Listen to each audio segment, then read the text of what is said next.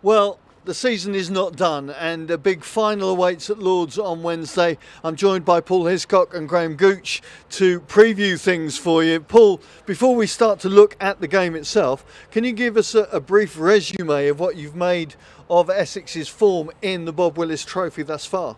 Been absolutely superb. 4 wins and a match that was drawn with. There was only 78 overs possible, so we were denied the opportunity of even staking our chance to win that one.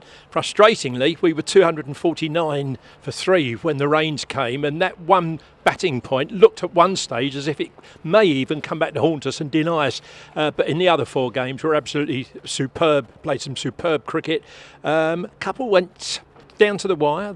I think it's fair to say Sussex and Kent game, but the other 2 games we were very, very emphatic and played some excellent cricket throughout. And for me, the standout player in the whole competition overall has been Adam Wheater with his runs and his keeping. I don't recall seeing him keep better in a season. I know it's been a truncated season, but he's been absolutely exceptional. And we've talked about Paul Walter all afternoon, haven't we? But deservedly so. He's made his mark in Bob Willis cricket. Harris bowls and Walter, the magnificent shot through mid-wicket, 4 runs, 35 for 1.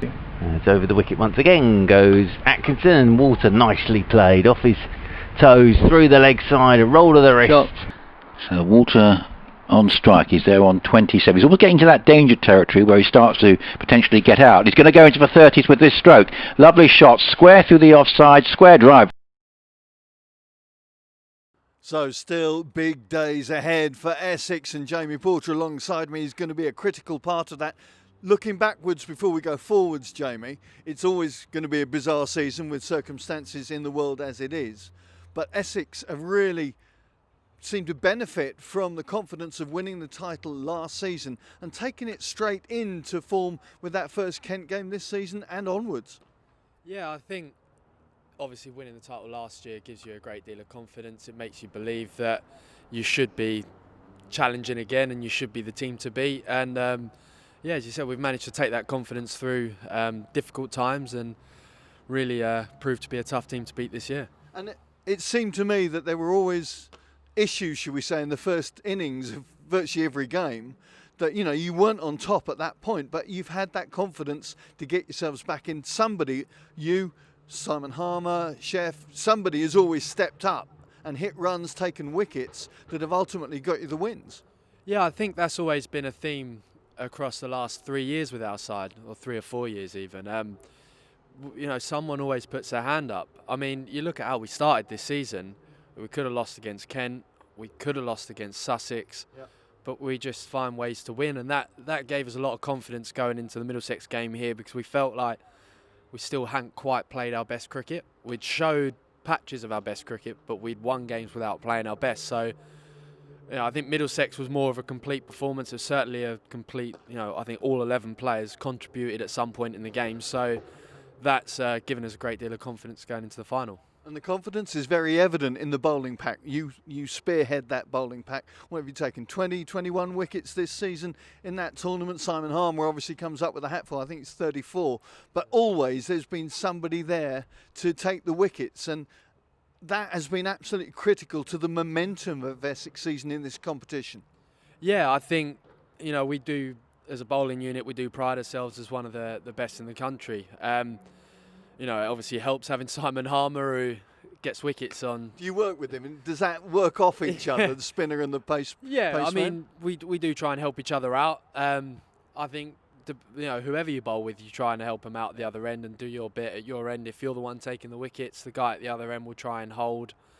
If they're taking the wickets and I'm bowling at the other end, I'll try and hold. But yeah, we're quite fortunate to have a good attack, and likes of Aaron Beard and Sam Cook also step up and do their bit as well. And tell me, be honest, are all bowlers number horses? Do you look at your stats and say, who's got the best wicket haul, who's got the economy? Does that go on? Not that. Be honest. No, honestly, not that I know of. We've got a good culture in our dressing room where we enjoy each other's success. So when it's not your day, you just enjoy helping the other bloke out and hopefully watching him get a fifer. That's a great PC answer. Thank you very much. Well, one man who's helped the bowlers out certainly is Paul Walter, and I had a chat with the all-rounder earlier on. Paul, a final to look forward to at the end of the season is always something special. When it's against Somerset, a team that you beat at the end of last season, I guess it's got some added feel to it. Yeah, obviously a great way to end the season, and yeah, looking forward to it, as you say. This campaign has obviously been different for obvious reasons, but we've seen in Essex a steel, if you like, to get themselves back into the matches. You look at particularly those first 2-3 matches, the first innings didn't really go to plan in whatever way, shape or form, but the belief was there within this Essex group to fight their way back in. Did that come out of winning last season, do you think? Yeah, I think obviously the group of players we've got are very experienced, very determined, and I think that really shows, especially getting into pressure situations. The boys know how to get out of them. As you say, they've done it for the last few years brilliantly. So I think drawing on that experience can only be a positive, really.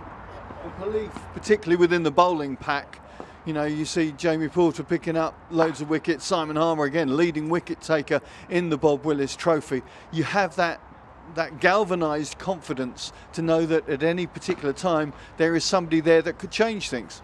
Yeah, exactly. You always feel in the game, in the field, even if they get a partnership, you always feel like the boys are going to rip them apart. So I think it's just, yeah, as you say, the confidence within the group and the bowlers been superb, and long may it continue. Now you're playing at Lord's, you're not at Taunton. It's a 5-day match. Now there's been a lot of eyebrows raised at that. What do the players think of it? I think, yeah, I mean, it can only be a positive. Obviously, if there is weather around being October, or late September, sorry, then yeah, we've got more time to get the game done. I think mindset-wise, I think nothing's changed. I think we go about it as a normal game, and the same processes that we go through, just try and repeat the same. Will the memories of Taunton play into it on both sides, from Somerset and Essex perspective? Well, yeah, hopefully for them it will. Obviously, we've only got positive experience, so we'll obviously be drawing on that, and then yeah, hopefully we can get on top and then do the business. And you're doing the business with bat and ball. You've been enjoying yourself this season. Yeah, obviously disappointed in 2020. I feel like I left a bit out there, especially with the bat, but yeah, happy with how I've gone in Bob Willis, so looking forward to try and make a big score. Well, good luck at Lord's, and let's hope you bring home another piece of silverware. Perfect, cheers. Well, confidence is a brittle thing in any sport, Jamie. I think, Paul Walter, you've seen confidence really grow this season. Yeah, that's been one of the great features this year, to watch someone like Paulie get his opportunity and take it. And as we've progressed, he's got more and more confident. You can see it in the way he plays, and you can see it around the dressing room, which is just brilliant. He's a great lad to have around, and it's great to see him do well. What type of character is he? A good one. He's a big lad, I and was he's waiting for the line to come out there. Go on. No, he's a big lad. He's got a big heart, and he's just a great lad to have around. And yeah, he's always got a smile on his face, and does like to crack the odd joke. Odd joke being the operative words there. Now, let's look ahead to what's coming this week. A trip to Lord's, a 5-day match. Going to Lord's is always a big occasion. And what's your experience of going there? Well, I'm quite fortunate that obviously I was on the Middlesex Academy, and then I came through the YCs.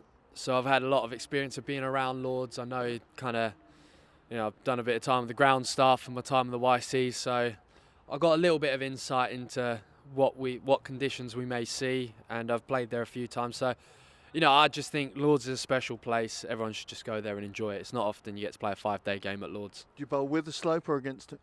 I bowl both ends, and had Were you told? Yeah, I like bowling the pavilion end more, but only a very slight preference. It is a 5-day game, as I said in that interview with Paul. I mean, there's reasons for it being 5 days, that obviously you want to get a result out of the contest. Does it make a difference to your psyche going into the game that it's not 4 days? Does it matter at all? To be honest, not many games go past 4 days these days anyway, especially in September. So personally, I don't think it makes a difference, but I think it does play into our hands with the extra day, because if it does go to day 5, I mean, we've got Simon Harmer on a day 5 wicket. Could be tough work for Somerset. It may not be a Taunton burner as it was the end of last season, but you're playing Somerset again. What's the feel between the camps? I mean, you obviously haven't faced up to each other this season. Do you have any contact with them, or will it be first-time reunion? Obviously, a few of us have got friends in that dressing room. Like a few of us have been on Lions tours. So I've toured with a few of their guys who I do get along with. But, there is a rivalry there, as there should be. I mean, they're definitely the side to watch out for from our point of view. They're a strong side, and they're a side that are more than capable of winning a lot of titles. So it's our job to stop them from doing that.